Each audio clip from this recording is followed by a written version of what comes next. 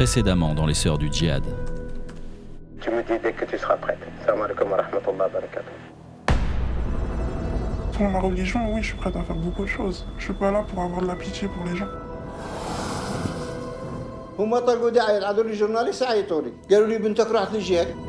Vous comprenez aussi que ça intéresse évidemment les Français. Ça intéresse les Français. J'ai pas envie d'être impolie, donc je dis au revoir.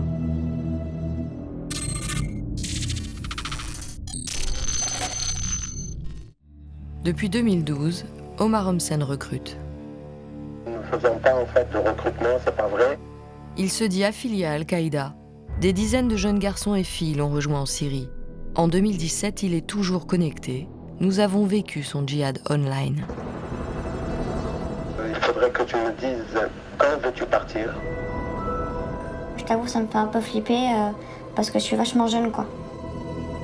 Non, il n'y a aucun danger, Inch'Allah. Dès que tu es en Turquie, c'est comme si tu étais là, Inch'Allah. Tu me dis dès que tu seras prête. Salam alaikum wa rahmatullahi wa barakatuh.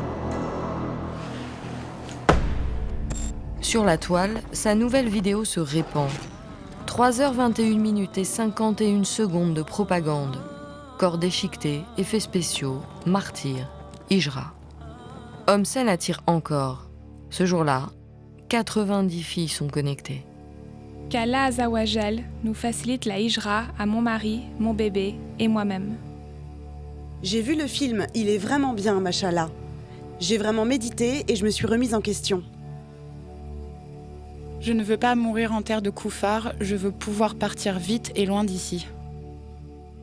Pour le départ, on peut prendre une valise ou c'est juste un petit sac? Et c'est risqué de prendre des livres religieux et tout?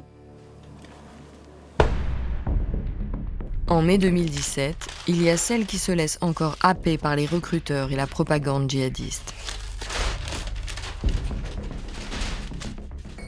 Et il y a celles qui rêvent de rentrer, question de vie ou de mort.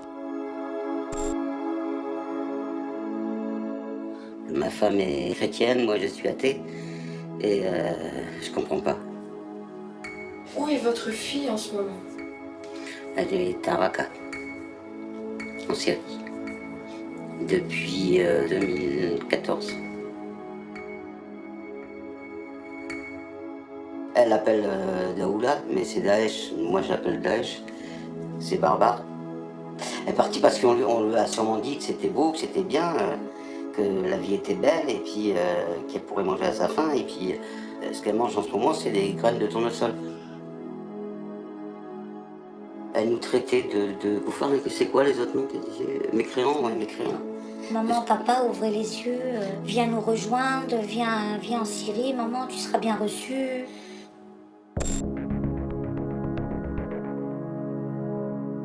Ça me touche énormément. Ouais, je me dis que ma fille aurait pu être à leur place.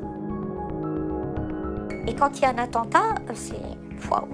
Ben, on se regarde tous les deux, on se renferme sur nous-mêmes, on a honte. Parce qu'on se dit, notre enfant pense comme eux, notre enfant est comme eux.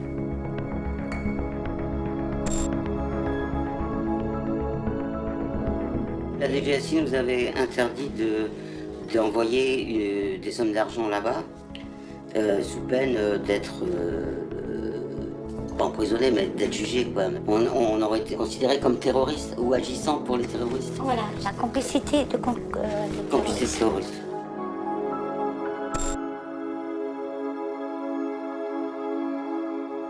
Elle s'était fait prendre son portable parce qu'elle avait dit des choses qu'il fallait pas dire, quoi. Il y a un jour où elle s'est fait agresser carrément par deux soldats et ils l'ont emmenée chez Daesh. Hein, et elle était menacée d'être une espionne en France, alors que non, elle nous donnait des nouvelles d'elle, c'est tout simplement. Et elle nous a dit, maman, j'ai cru que c'était la fin de ma vie, quoi.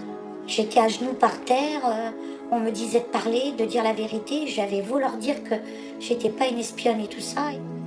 Et donc le mari d'une de ses amies a été voir les soldats de là-bas et ont dit de la laisser tranquille parce que c'est pas comme ça que, voilà, le mot exact qu'ils lui ont dit, c'est pas comme ça qu'on va ramener des Françaises ici si vous les traitez comme ça.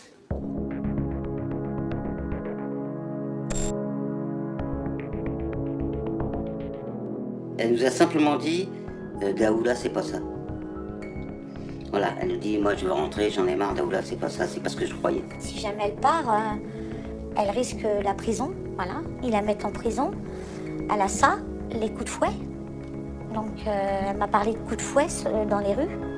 Ils frappent les femmes et puis les gens leur jettent des cailloux. Le jour où elle s'est fait attraper, elle pensait mourir ce jour-là.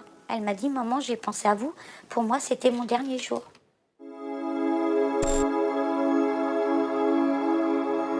Deux ans que ma fille est partie et on ne m'a pas appelée pas plus que 2 fois, quoi. C'est-à-dire que s'il meurt là-bas, Voilà. c'est bien. Comme ça, ils n'ont pas besoin de revenir en France pour faire des attentats, c'est ce que je pense. Faut pas les abandonner. Celles qui ont des contacts avec leurs enfants, à Raqqa ou en Syrie, continuez à leur parler, continuez tant que vous avez des nouvelles. Elle me dit toujours, maman, si tu ne m'as pas pendant 1 mois, 2 mois, tu peux me considérer comme morte. Parce qu'elle me dit toujours, ça bombarde maman énormément.